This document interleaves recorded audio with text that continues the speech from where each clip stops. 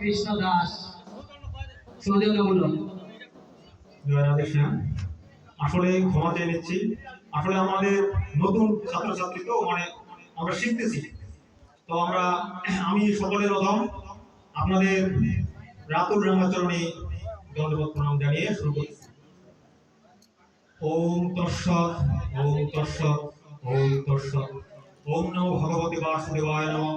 ওম নমো ভগবতে বাসুদেবায় নমঃ। ওম নমো ভগবতে বাসুদেবায় নমঃ। ওম শ্রী পরমাত্মনে নমঃ। ওম শ্রী মদ্ভগবদ গীতা প্রথম অধ্যায় অর্জুন বিষদ যোগ শ্লোক নং 1।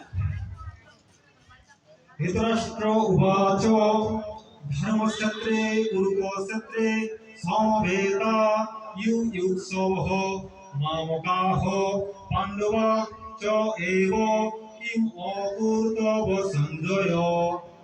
অনুবাদ: ধৃতরাষ্ট্র বললেন, হে সঞ্জয়, পূর্ণভূমি কুরুক্ষেত্রের রণাঙ্গনে আমার পুত্রেরা ও পাণ্ডুর পুত্রেরা সমবেত হইয়া কি করিলেন?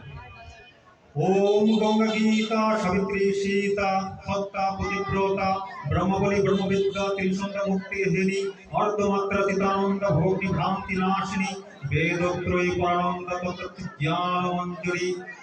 ওম শান্তি শান্তি শান্তি। আসলে গীতার আলো দিয়ে আমরা শেষ করব।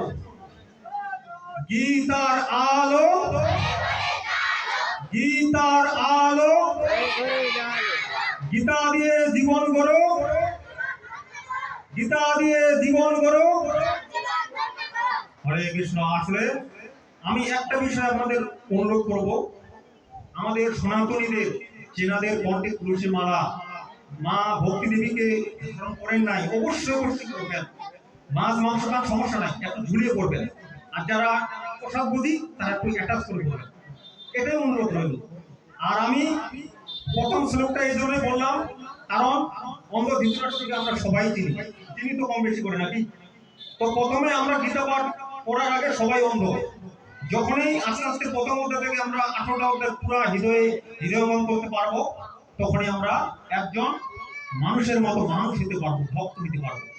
তখন আর আপনাকে বলা লাগবে না যে আপনি প্রসাদ বুঝি হন, আপনি নিজে থেকেই একজন প্রসাদ বুঝি হয়ে যাবেন। তো যাও, কথা বেশি বলা যাবে না, সাথে কথার সাথে দোষ, বুঝে শুনে কথা, বুঝে শুনে কথা বলতে হয়। তো যাও, সকলকে কৃষ্ণ প্রীতি ও রাধা প্রীতি শুভেচ্ছা জানিয়ে সকলের রাতুল রাঙ্গাচরণে প্রণাম জানিয়ে শেষ করতেছি। হরে কৃষ্ণ। জয় রাধে শ্যাম।